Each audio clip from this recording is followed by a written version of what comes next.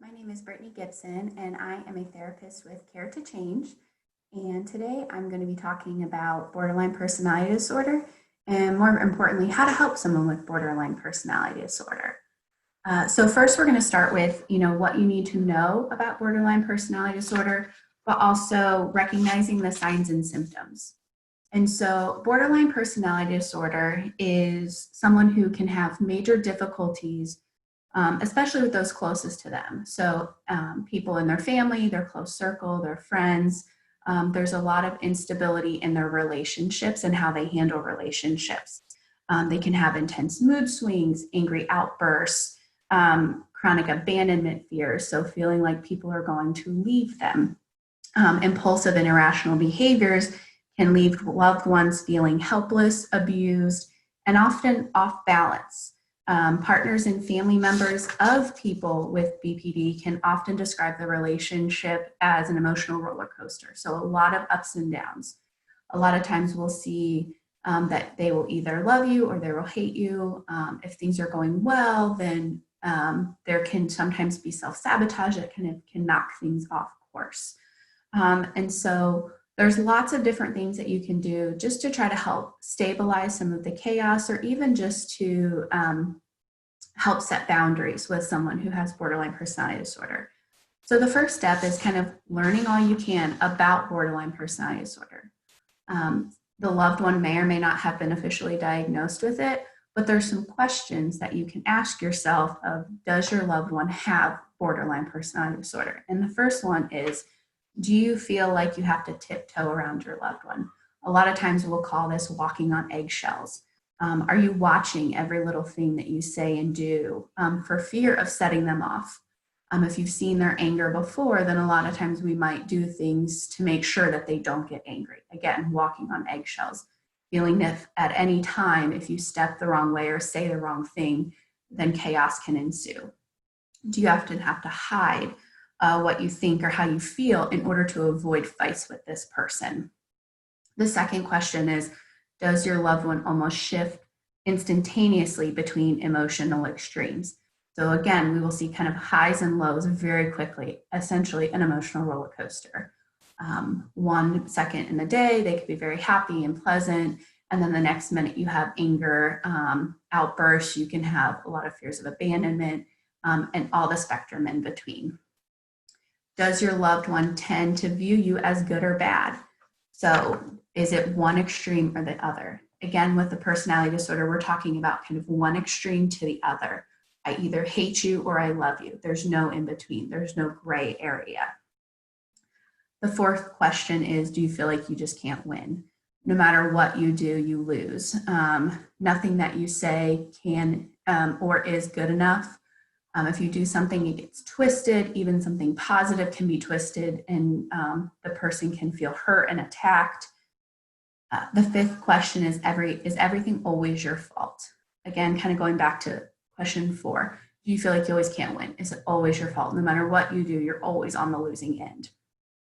And then the sixth question is, do you feel manipulated by fear, guilt, or outrageous behavior? So does your loved one make threats, fly into violent outbursts, make very dramatic declarations, or do dangerous things when they think you're unhappy or may leave? So when that fear of abandonment is triggered, do you see an emotional extreme? A lot of times statements about self-harm can come into play during this question of, if you leave me, then I might do this. So those are all kind of questions that you can ask, if your loved one has borderline personality disorder. Not saying that if you answered yes to all of those that it's automatic, but if you answered yes to a few of these, then this can be very helpful to learn how to help yourself and also to how to help your loved one. So the first thing that you can do to help someone with borderline personality disorder is to take care of yourself first. So you being on the receiving end. So a lot of times it's easy to get caught up in heroic efforts to please the person. So you're going above and beyond to make sure that this person's happy, and at the expense of your own emotional well-being and at your own self. And so it's really important to take care of yourself if you're in a relationship with someone who has emotional extremes. In the event of an emergency on planes, we say you have to put your oxygen mask on first. And this is the same situation. You need to take care of yourself in order to be able to set boundaries and to maintain a long-term relationship with someone who has borderline personality. So in that self-care, avoid the temptation to isolate. Make it a priority to stay in touch with family and friends who make you feel good about yourself. You need the support of people who will listen to you, make you feel cared for, and give you a reality check as needed. And so a lot of times when we're in kind of those unstable relationships, we want to tend to isolate. And so trying to make that a priority. Again, you're allowed and encouraged to have a life. You know, it's important to continue to go out with your friends, give yourself permission to have a life outside of that relationship. It's not selfish to carve out time for yourself to relax and have fun. Because when you return to that relationship, you'll benefit from an improved perspective and you'll feel more equipped to handle the struggles that could be lying forward. The next step, again, for your self-care is to join a support group for people who have family members who have borderline personality disorder. A lot of times NAMI, the National Institute of Mental Health, has support groups specifically for this issue. So meeting with others who understand what you're going through can go a long way. You're able to relate, you feel like you have a community and can talk through some of these things. Don't neglect your physical health. Continue to eat healthy, exercising, getting quality sleep is very important. And then learning to manage your stress. So making sure, again, that your self-care is really important during this time. And remembering the 3 C's, that you didn't cause this, you can't cure it, and you can't control it. So we're going to learn different ways on how to deal with it and how to set appropriate boundaries. And so again, that's what we're going to talk about, is communicating with someone who has borderline personality disorder. So communication is key to any relationship, but communicating with someone who has borderline personality disorder is especially challenged because a lot of times things can be twisted. What you're saying is not what they're perceiving. And so a lot of times you might have said something with the best intention, but that is not what they heard.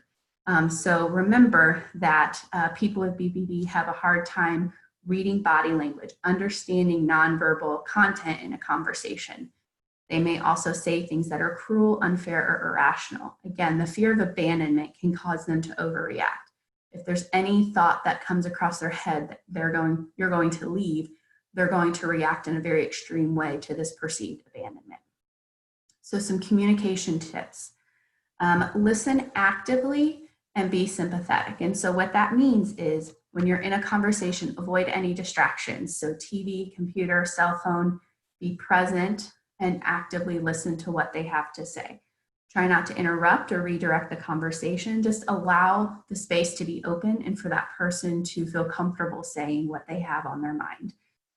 Set aside judgment, blame, and criticism, and just allow them to listen. Show your interest in listening. You don't have to agree with what they're saying, but make it clear that you're listening and being sympathetic. The next tip is to focus on the emotions, not necessarily the words that they say. Again, they may say something very extreme.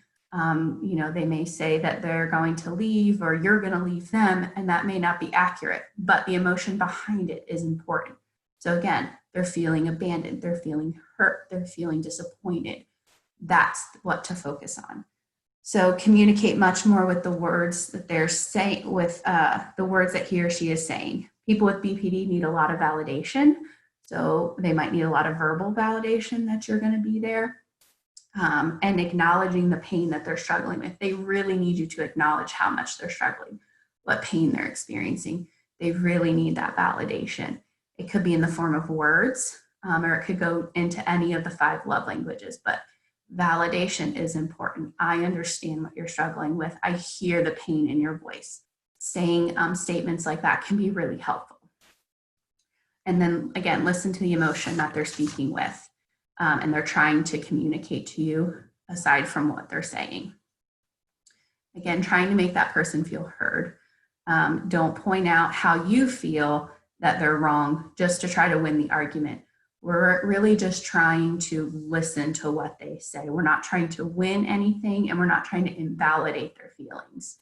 Again, this is how they're perceiving the world. This is how they're perceiving the conversation. And so they really need you to just validate what they're saying, and they want to feel heard. Do your best to stay calm even when that person is acting out.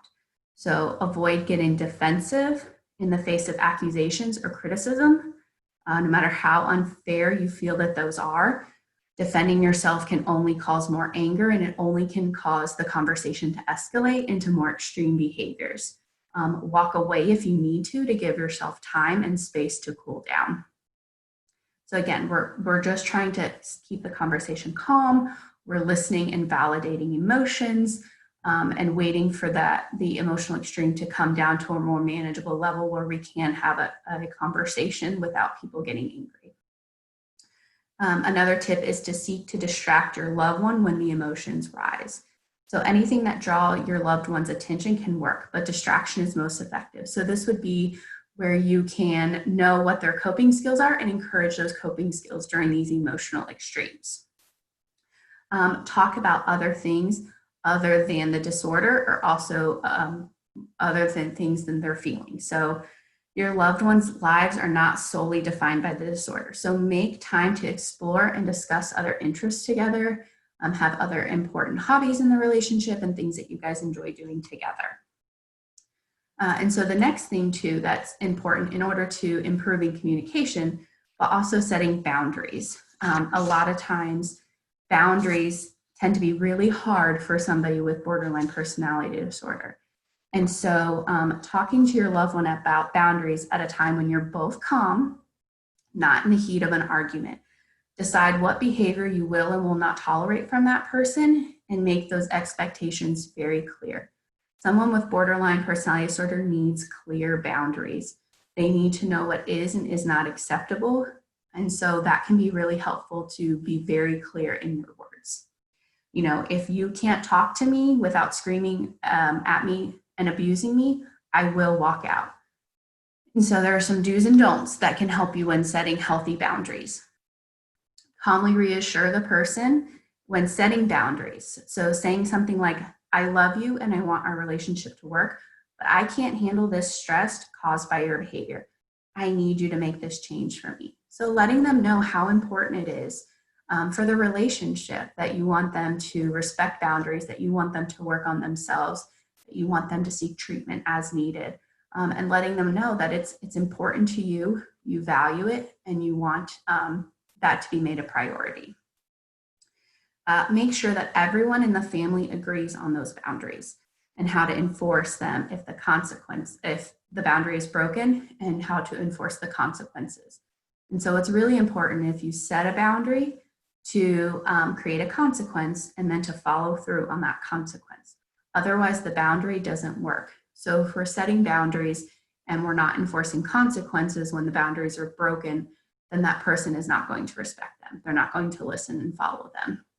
And so consequences and enforcing those consequences is super important. And then think of setting the boundaries as a process rather than a single event. Instead of saying, this is my list of boundaries and I need you to follow all of them, try to do it one at a time or gradually. If you give somebody a long list of things that they need to do, it can be really hard for them to follow them all at once, just because we're human and we can forget. And so being very understanding and saying, okay, today we're going to start this one, or next week we're going to start this one. And so allowing people the time to get used to it can be super important too.